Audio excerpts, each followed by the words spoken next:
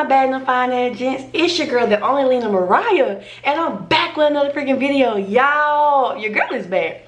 Y'all know I've been going through some things, but y'all, I'm back and I'm even better, 10 times better. I thank the man above. I thank y'all for y'all prayers. Thank y'all for your inspiration messages, all the inspirational words.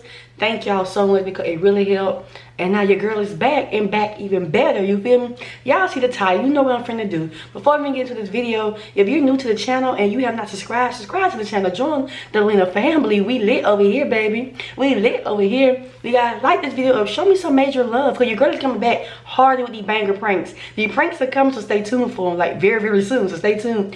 Also, you gotta click the post notification bell. It will notify you when I'm posting new freaking videos. So y'all, today I'm doing something a little bit different. I never did it before, but I want to do it. And I want to hurry up and do it because I'm trying to go out too. So yes, so I'm going to show you how I got this makeup look. This is my everyday makeup look, y'all. It don't matter where I'm going. I could be going out to the store, to the club, to the script. It don't matter.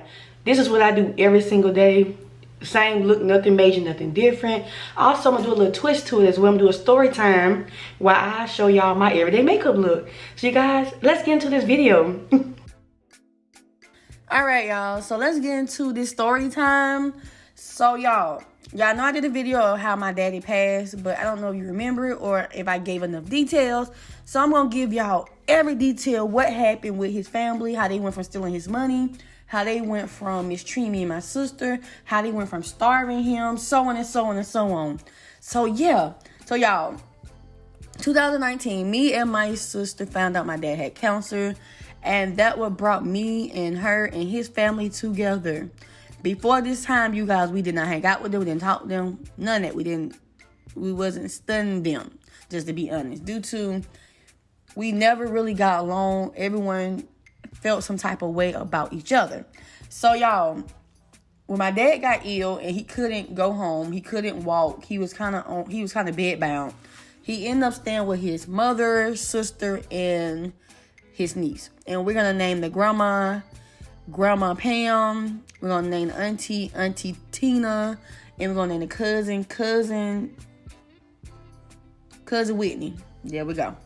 So cousin Whitney and auntie Tina, they knew how to take care of someone at the house. Like, they used to work for living assistant homes.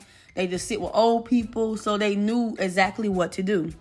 Unfortunately, me and my sister lived on the second floor with hella flights of steps.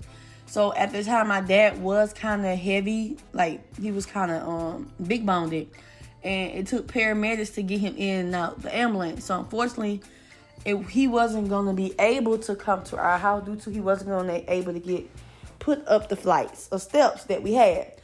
So his mother volunteered, like, hey, I live on the first floor. He can stay here, this, and that. So everything was going fine. Like, my dad was talking. He had hope. He was fighting.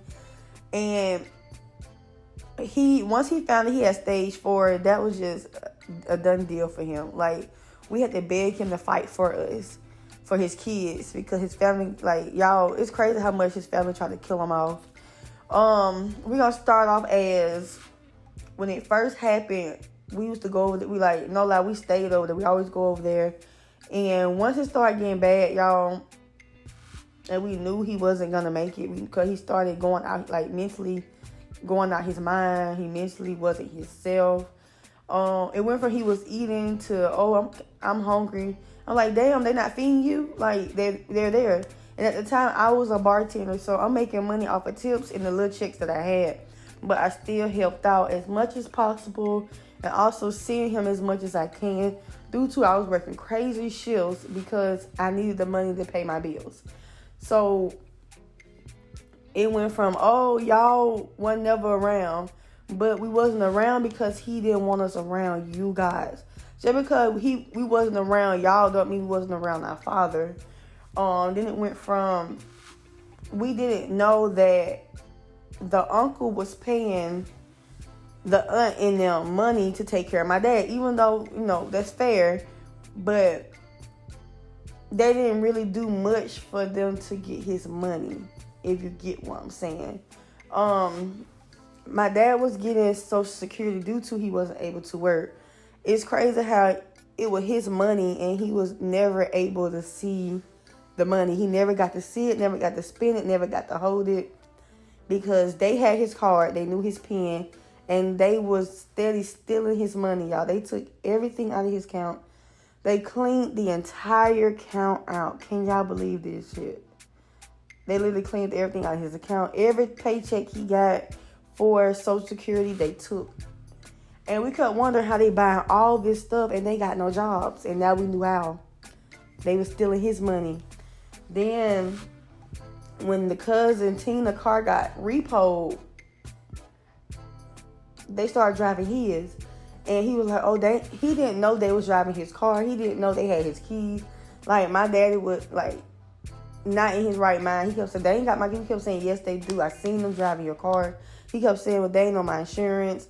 And I felt like he didn't want to tell them no. He didn't want to say nothing to them due to that's where he was staying.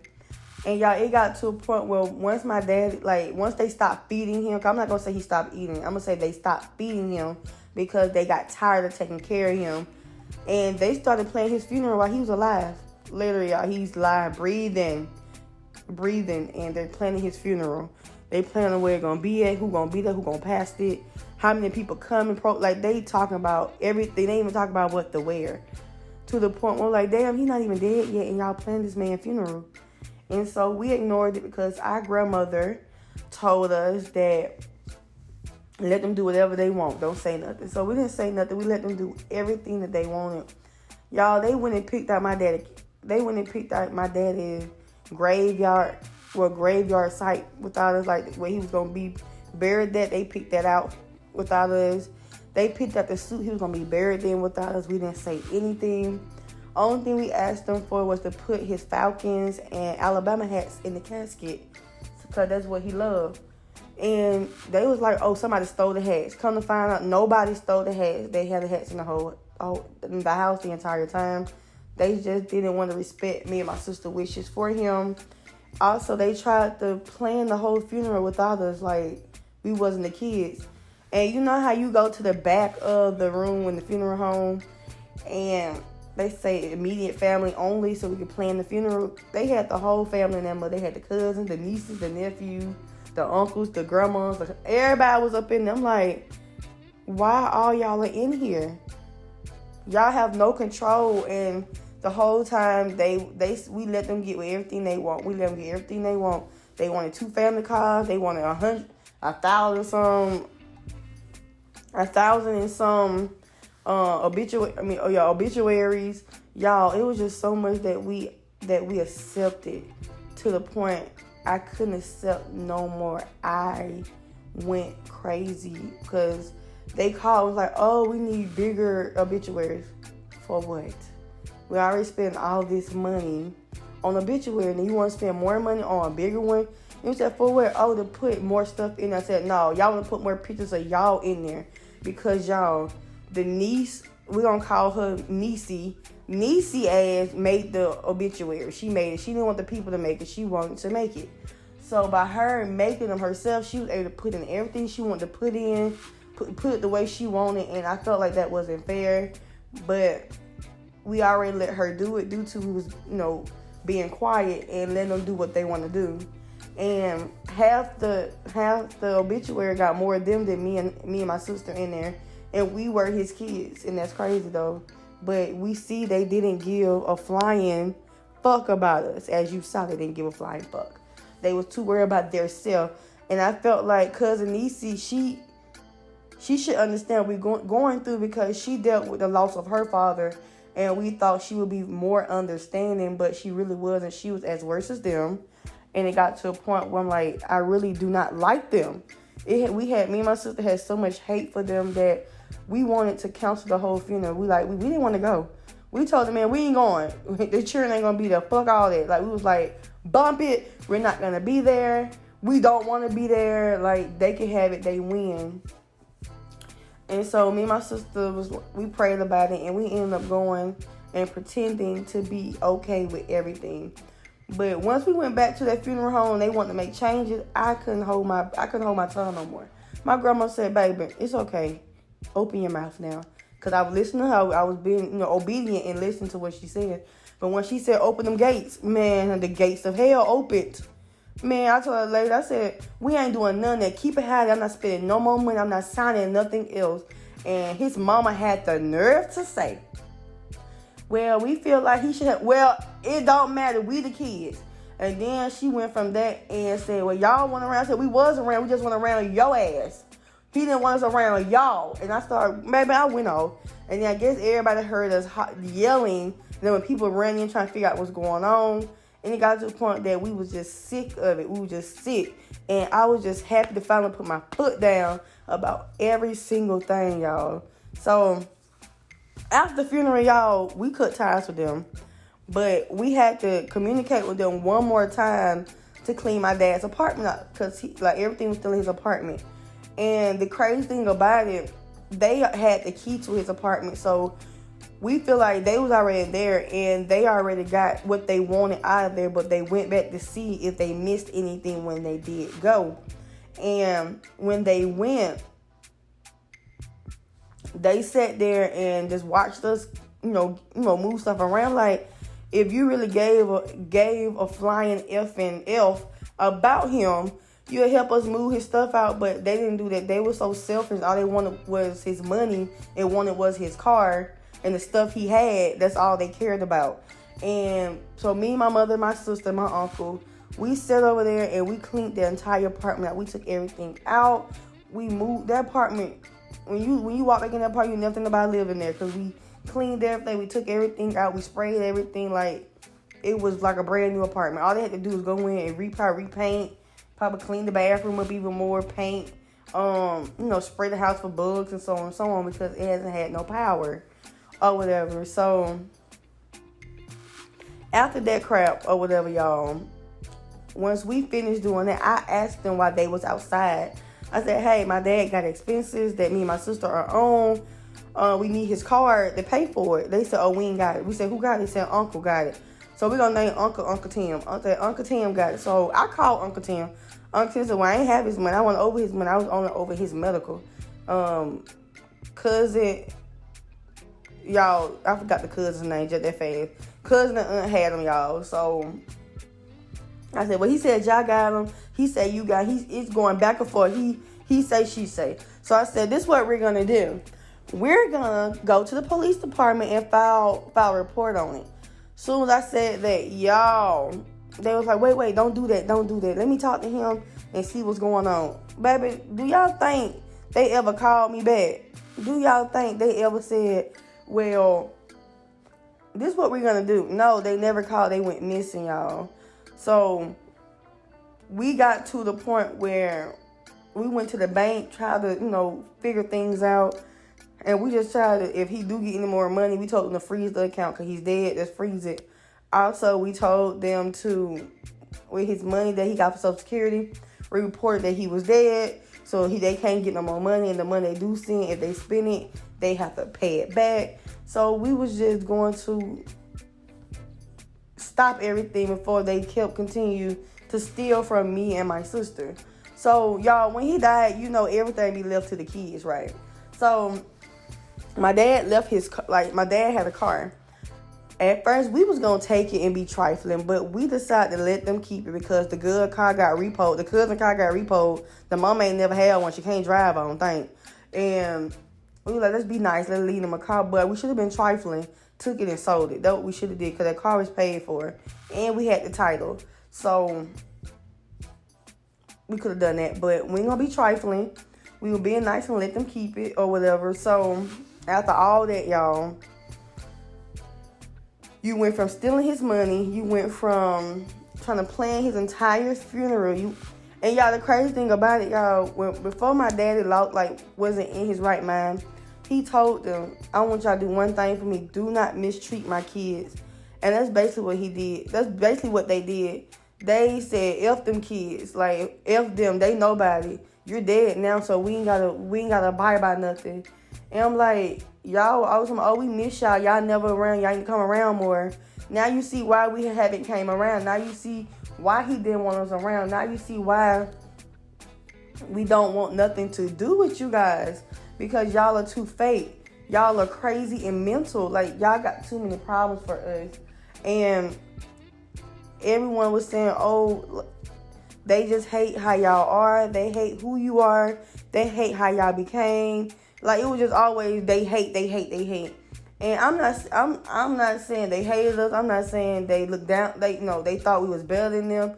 If we were, I'm sorry, but our family, they worked hard to give us a better life. They worked hard for us not to drop out of high school or go in and out of jail or be in all these fights. No, they wanted well-mannered females, and that's what they got.